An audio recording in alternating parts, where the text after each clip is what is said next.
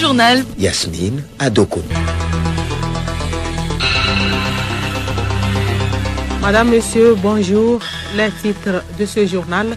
Processus de décentralisation effective au Togo. Les députés ont adopté hier la loi portant création des collectivités territoriales régionales au Togo.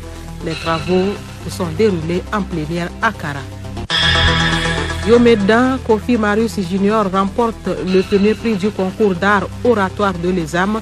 Cette école vise l'excellence dans la formation des cadres et des leaders de demain. Le ministère des Transports routiers, aériens et ferroviaires met en garde les individus mal intentionnés qui posent des actes d'escroquerie. Dans ce journal, vous suivrez l'appel à la vigilance de la commissaire principale de police Akako Ojuluri. Et puis sport football, avant-dernière journée du championnat national D de ce week-end, les clubs leaders des deux zones doivent mettre à profit cette journée pour assurer leur montée en D1. Pendant ce temps, la course au maintien est plus que jamais disputée.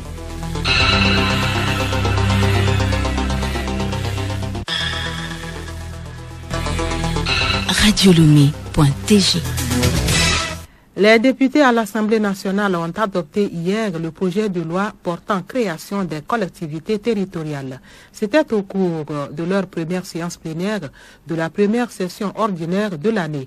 Les travaux se sont déroulés à Kara, d'où nous avons la correspondance de notre confrère Pierre Fintapa Lamega de Radio Kara.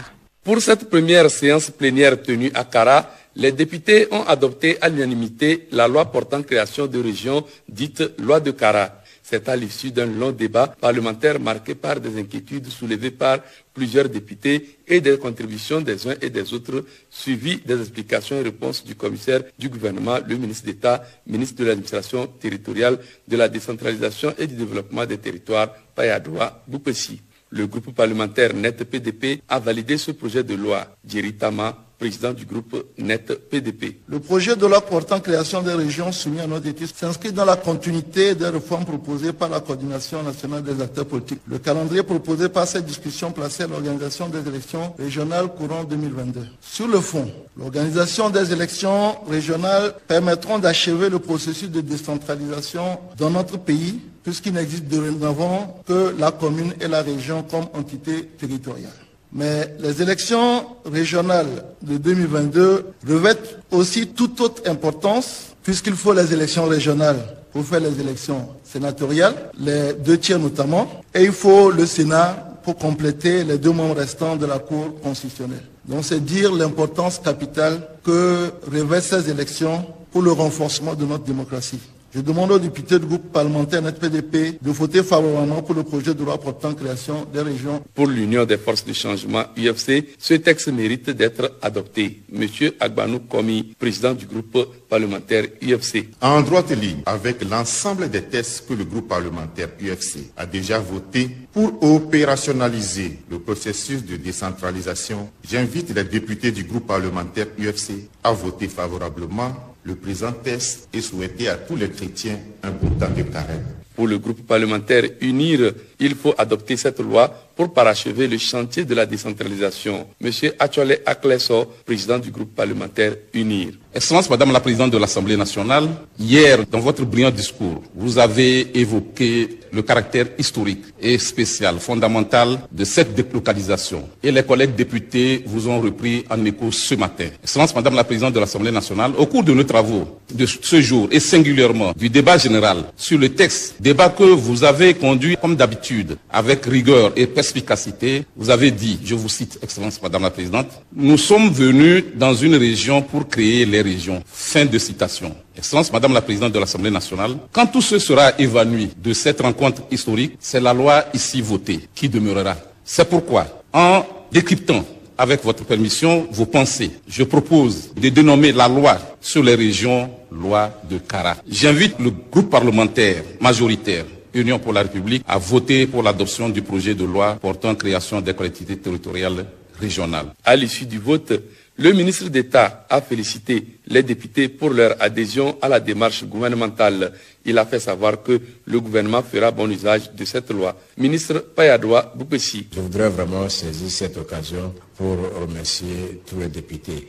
Vous remercier pour le vote au-delà de toutes ces interventions, toutes ces contributions, vous êtes allé jusqu'à voter ce projet de loi. À l'unanimité, vraiment, c'est un bonheur de vous dire merci pour ce travail qui a été fait. Le gouvernement, sous le leadership de son Excellence, M. Faure Ozozoma Gnassingbé, président de la République, fera un bon usage de ce test que vous venez de voter. L'usage premier constituera à l'adoption des tests d'application. Avant de lever la séance, la présidente de l'Assemblée nationale, Djibouti Yawa Tchegan, s'est félicitée de l'adoption ce jour du projet de loi portant création des régions. Elle a félicité ses pairs en les invitant à toujours œuvrer pour le développement de notre pays. Pierre Fintakwa Lamega, Kara pour Radio Lomé.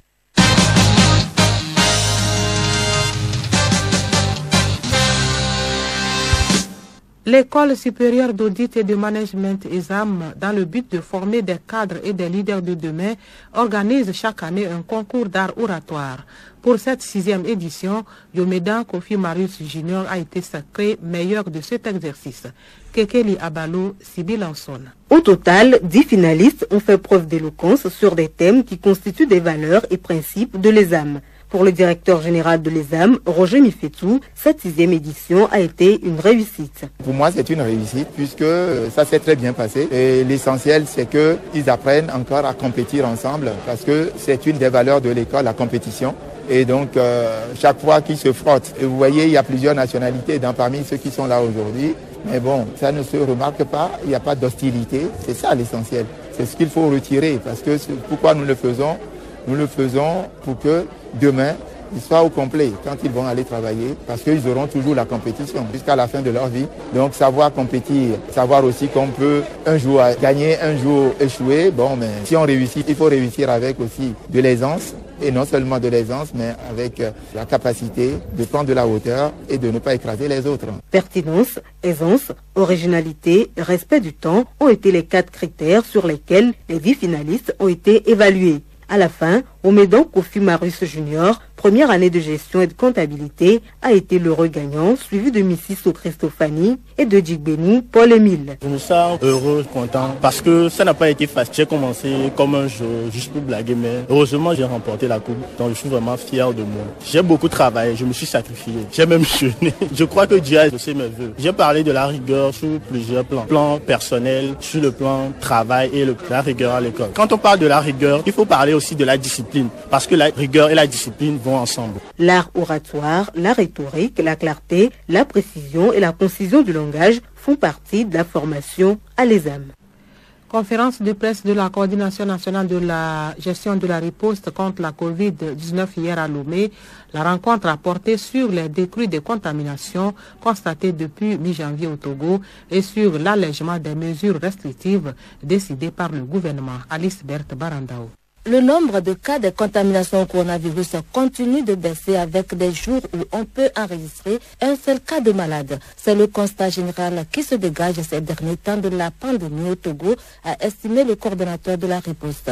Djibril Mohamed récapitule les chiffres enregistrés. On est parti des chiffres de mi-décembre, de mi-janvier avec les chiffres de 3000 par semaine pour arriver au début du mois de février à 81 cas par semaine. La semaine du 9 au 15 février, toujours 81 cas.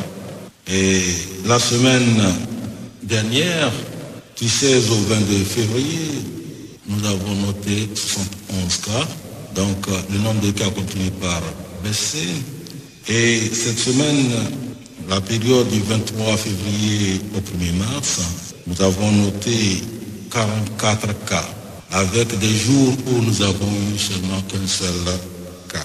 Et vous comprendrez qu'en corollaire, le nombre de décès va baisser. Et la semaine d'avant, du 9 au 15 février, on avait eu un seul décès. La semaine dernière, un décès. Et cette semaine, aucun décès. Et actuellement, au CHR Lomé Commune, nous avons seulement qu'un seul malade. Et aussi, il y a eu des guérisons. Et notre taux de guérison est plus de 99%. Et la létalité est à 0,70%. Et cette létalité, au niveau africain, est de 2,2%. alors que chez nous, elle est de 0,70%. Pour dire qu'actuellement, le taux d'infectiosité est passé de plus de 26% au mois de décembre, mi-janvier, arrivé actuellement à 0,96%. Plusieurs facteurs ont concouru à la réduction des cas de contamination au Togo. La vaccination et l'observance des mesures de protection. Djibril Mohamed a salué les efforts de lutte de la population togolaise et la presse dans son ensemble pour la sensibilisation menée durant 2 ans. Remarquant le ralentissement dans la vaccination, ces derniers temps, il a lancé un appel. Pour ce qui est de la vaccination, si je prends la vaccination des 18 ans et plus, le nombre de ceux qui ont eu la première dose s'élève à 1 554 68 personnes qui ont été vaccinées, donc plus d'1 550 000 vaccinés, ce qui représente en gros plus de 36%. Et ceux qui ont eu les 2 doses représentent plus de 1 139 000 cas, ce qui représente 28% de personnes de plus de 18 ans qui ont eu leurs 2 doses. Et les personnes de 12 à 17 ans qui ont eu leur première dose représentent 85 694 et ceux qui ont eu une seule dose de 12 à 17 ans représentent 1128. Mais malheureusement, nous constatons sur le terrain un ralentissement de la vaccination parce que probablement les gens pensent que la maladie est déjà passée, elle n'est pas encore derrière nous. Nous devons continuer par respecter certaines mesures, notamment se vacciner pour que s'il y a une autre vague qui arrive, nous pouvons amortir facilement le coup. Parlant de l'allègement des mesures restrictives décidées par le gouvernement, le coordonnateur a attiré l'attention de tous à poursuivre avec les mesures barrières pour l'éradication totale de la pandémie. Djibril Mohamed a également alerté sur les faussaires de faux documents de vaccination, dont 3 sont aux arrêts. Il s'est prononcé sur la question de la réouverture des frontières terrestres. Nous tous, nous attendons l'ouverture des frontières, mais c'est une décision qui appartient à la CEDEAO. Et les grands responsables se sont rencontrés et il y a un organisme, l'OIM, qui est en train de travailler. Parce que quand les frontières seront ouvertes, même s'il y a une autre pandémie, il ne faut plus qu'on referme. Donc ils sont en train de travailler pour cela. C'est pour ça que les décisions ne sont pas encore arrivées. Sinon, il y a des équipes qui sont en train de travailler, le ministère de la Santé, mais les organismes comme l'OIM, l'Organisation mondiale des migrants. C'est un problème qui appartient à la sous-région et que les décisions viendront de façon globale. Voici pour suivre ce journal un communiqué du ministre des Transports routiers, aériens et ferroviaires, et c'est avec Geneviève Pognon. Oui, nous portons à la connaissance de la population qu'il est observé depuis un certain temps des actes d'escroquerie orchestrés par des individus mal intentionnés se faisant passer pour des agents de la direction des transports routiers et ferroviaires DTRF dans l'optique d'amadouer leurs victimes par des arguments et scénarios divers pour leur estorquer de l'argent. Leur mode opératoire consiste à contacter des victimes par message et ou appel afin de susciter leur adhésion à des interventions pour leur dossier de permis de conduire en cours ou pour toute prestation à la DTRF contre paiement d'un montant par transfert d'argent sur un compte Timoni ou Flouze. Nous tenons à informer le public que ces individus ne font pas partie de notre personnel et déclinons toute responsabilité quant aux actes posés par ces arnaqueurs. Pour rappel, tout paiement pour quelques prestations, que ce soit se fait à la caisse de la DTRF contre un reçu. Par conséquent, nous invitons le public à la vigilance et à signaler cette tentative d'escroquerie à la gendarmerie ou au commissariat de police le plus proche afin que leur auteur soit appréhendé et puni conformément à la loi, signé le ministre des Transports routiers, aériens et ferroviaires, Acha Afo Dedi. Oui, il faut dire, Geneviève Pognon, que l'escroquerie au téléphone est un phénomène qui touche toutes les couches socio-professionnelles. La direction centrale de la police judiciaire est sollicitée régulièrement pour des investigations. Elle appelle également à la vigilance. Commissaire principal de police à Kakro Odjouloré. La police nationale a enregistré 305 faits pour le compte de l'année 2021 au plan national. Et dans tous ces cas d'arnaque, notre enquête consiste à identifier et à interpeller les titulaires des contacts téléphoniques qui sont à l'origine de ces escroqueries. Et tout d'abord, il faut que la population comprenne qu'il ne faut surtout pas consentir au moindre envoi ou transfert d'argent uniquement sur la base de ces appels-là. Ensuite, il faut prendre le temps de vérifier. Et enfin, il faut absolument saisir le service de police le plus proche ou la brigade de gendarmerie pour qu'une enquête soit ouverte. C'est important et cela nous permet également de mieux conduire les investigations vis-à-vis des différentes formes d'arnaque que nous recevons. Le journal Yasmine Adoko. À l'étranger, Paul-Henri Sandaogo Damiba a été investi hier président du Burkina Faso. Les attentes sont nombreuses pour ce nouveau président. Clarisse Tombité. Pour son investiture, le lieutenant-colonel Damiba n'a pas prononcé un seul mot. Tant mieux pour Auguste Mohamed Koumsongo, vice-président de Sauvons le Burkina. L'heure n'est plus à la parole. Ce que nous demandons, c'est d'aller directement au travail, qu'on aille sur le terrain, qu'on laisse un peu la capitale et qu'on descende dans les régions pour pouvoir récupérer les territoires déjà perdus et permettre aux déplacés internes de retourner chez eux. Pour Maître Drabo Yacouba Lebon, coordonnateur de la confrérie des Drazo sans frontières, ils ont besoin de plus de temps. Et ça, c'est très important. Donc, on demande toujours à la population d'être patiente et de ne pas exiger aux toutes premières heures. S'ils sont là, il faut les accompagner. Mais nous avons confiance qu'ils vont arriver avec le concours de nous tous. Seuls, ils ne peuvent pas. Il y a aussi la question de la corruption, des responsabilités.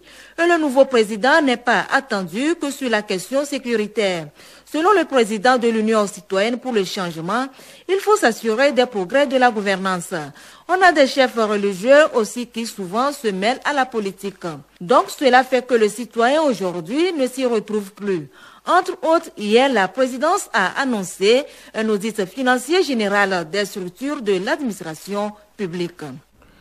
Au 8e jour de l'opération militaire russe en Ukraine, les frappes continuent sur la capitale Kiev et d'autres villes du pays. De nouveaux pourparlers sont prévus ce jeudi, alors que l'ONU a voté une résolution condamnant l'offensive en cours. Le point de la situation avec Bénédicte Kanda.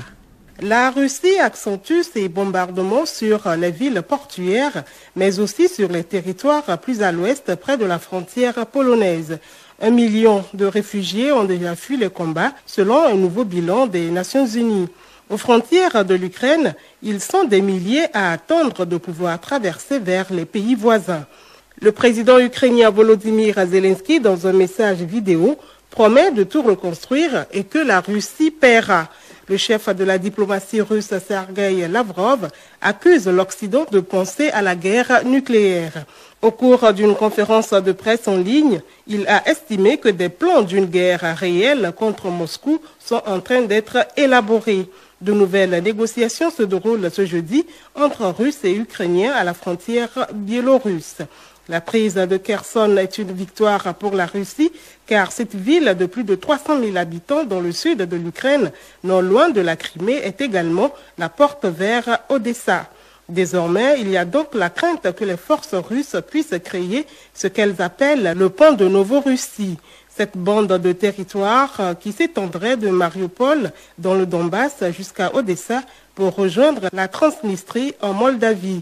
Si cela devient réalité, cela voudrait dire que l'Ukraine serait tout simplement coupée de la mer Noire. Retour au Togo où les poulaillers traditionnels améliorés PTA sont destinés à l'élevage traditionnel. Tout comme l'homme, les volailles ont besoin d'être protégées contre les intempéries, notamment la pluie, la chaleur, le froid. Ils ont besoin de repos, d'où la nécessité de leur trouver un habitat. Comment se présente ce poulailler traditionnel, Odette Quira? Un poulailler traditionnel amélioré doit respecter certaines normes sanitaires. Il doit disposer des équipements d'élevage. Docteur Boukaya Abdou, vétérinaire. Tous les facteurs environnementaux qui s'opposent à eux. Et ils ont besoin de repos également. Il faut absolument leur trouver un habitat. C'est pour cette raison que les PTA ont été initiés pour améliorer, en tout cas, les anciens poulaillers qui existaient à l'époque. Un poulailler comme PTA est constitué d'un abri ou bien avec une cour et qui dispose de façon générale des équipements d'élevage comme les abreuvoirs, les mangeoires, les râteliers, les couloirs de contention pour les autres animaux. En plus de cela, il faut absolument une fosse fumière pour faciliter la gestion des déjections qui sont recueillies. Un bon PTA doit être éclairé, propre et toujours désinfecté pour assurer la santé de la volaille. Il doit être proportionné à l'effectif des animaux. Le surpeuplement conduit à une baisse de production consécutive au confinement de l'air et puis aux étouffements. Le PTA doit être également sec, en tout cas les murs, le sol, le toit doit être lisse, en tout cas facile à nettoyer, désinfecter. Il faut éviter que l'humidité s'installe pour favoriser le développement des maladies telles que les moisissures, les parasites. Un poulailler traditionnel doit être éclairé à la lumière du jour, notamment lorsque c'est fait comme ça favorise la santé du mal. La circulation de l'air très importante dans un PTA. Un bon poulailler traditionnel amélioré doit être nettoyé et désinfecté régulièrement. Comment réussir son élevage? Rendez-vous jeudi prochain.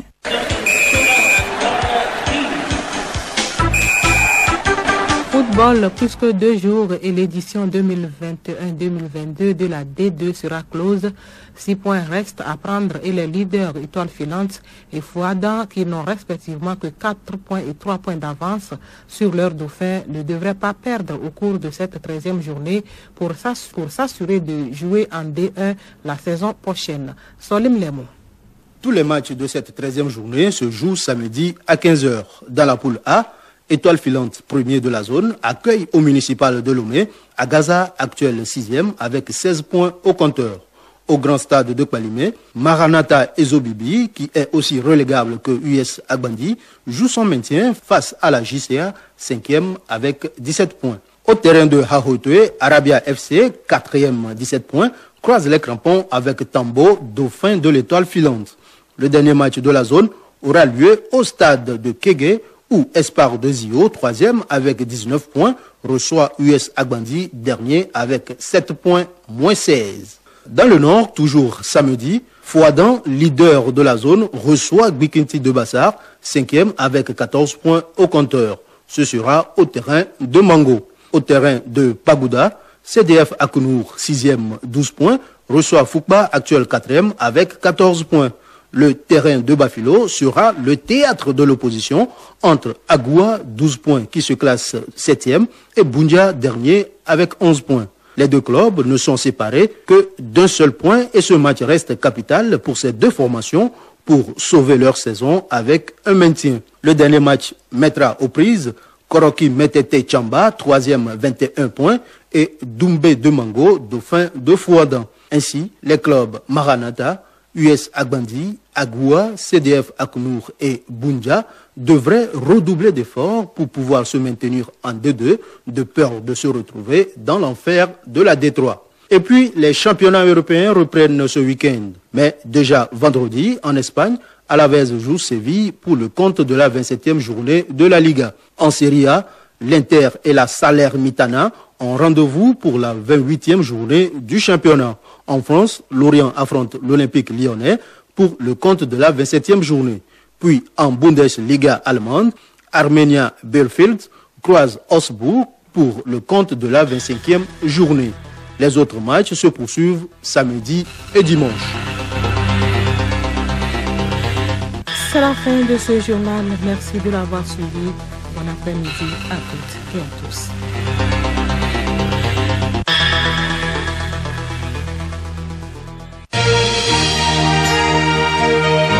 Radio Lomé, boîte postale 434, email radiolomé@radiolomé.tg.